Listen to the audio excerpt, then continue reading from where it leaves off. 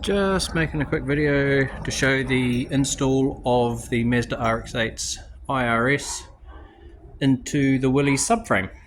There was a number of ways I discussed about doing it, and I settled on getting rid of the Mazda's subframe and grafting the control arms into the Willys subframe.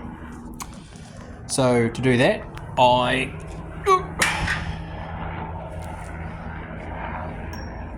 cut out some triangular pieces at the bottom of the chassis,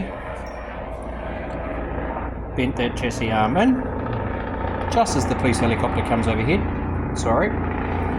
So I bent that chassis arm in and radiused both inner and outer top and bottom sides, welded inner, outer, top and bottom. Measured 18 times, cut once, and I was planning on putting the cutout inset into there, but it's just too big a gap. So we'll make some new pieces. I mean, I could radius everything and stick it in there, but then I'm still going to have an inset anyway. So yeah, we'll make some new pieces here, hence what that plank of wood is for. That plank of wood is actually just holding the lower side of this to stop any flex coming through that joint. So yeah, the Willys subframe starts narrower,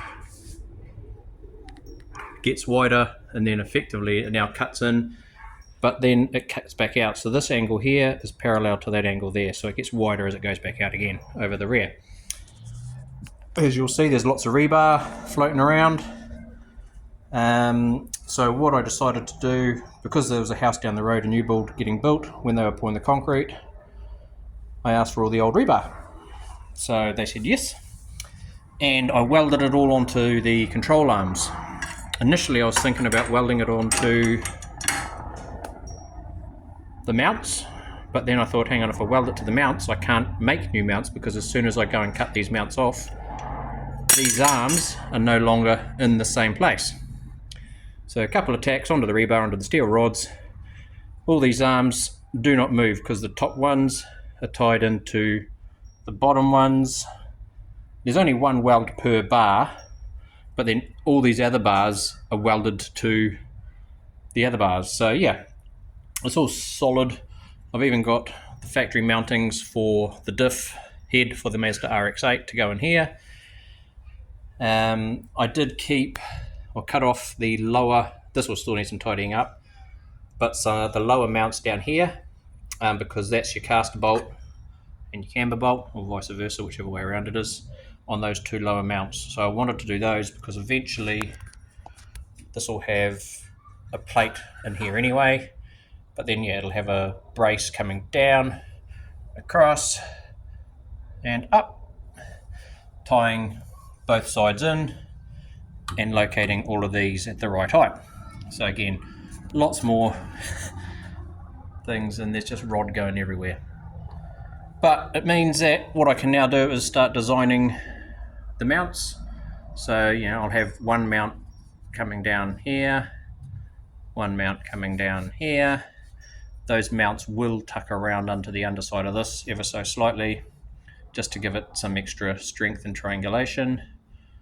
And then I'll run a cross plate, top and bottom, just to give it the strength to stop those bars wobbling this way, if that makes sense. So I'll do that for this rear one, because that's nice and easy to do, and that one, which is nice and easy to do. Once I've done that, I'll have the templates for this side as well, so they'll all get made at the same time. Everything here was within plus or minus a millimetre or 2 millimetres, maybe a half degree out. I've got about 8 mil of clearance between the edge of this bush and this chassis rail. Actually, that's moved, so I'll have to double check that, but I did have 8 mils per side.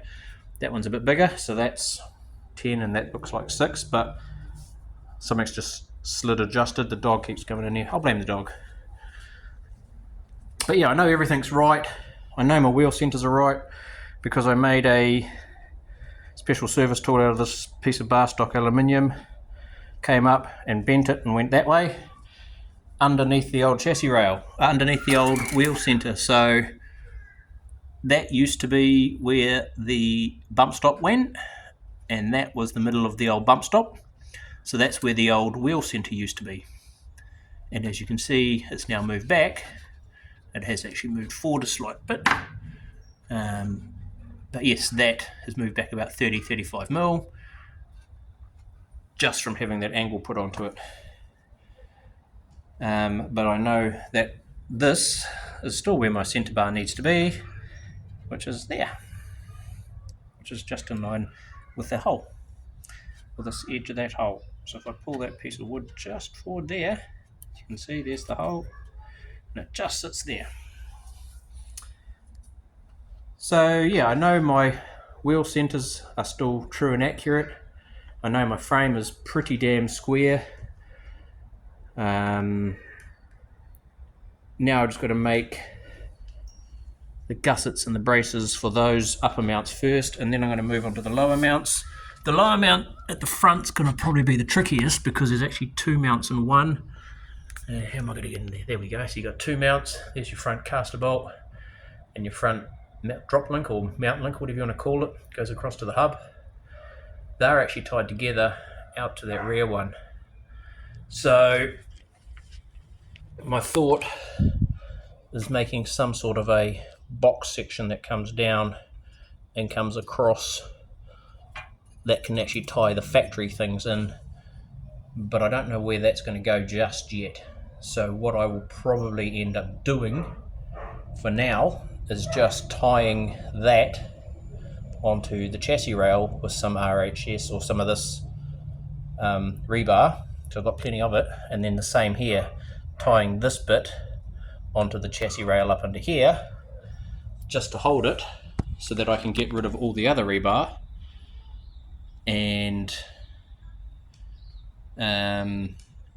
get rid of this plank of wood and actually get in there and design something properly. So that's where we're at.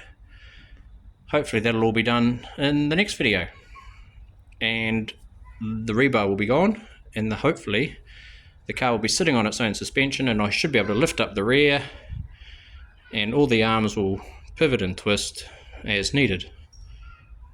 Fingers crossed.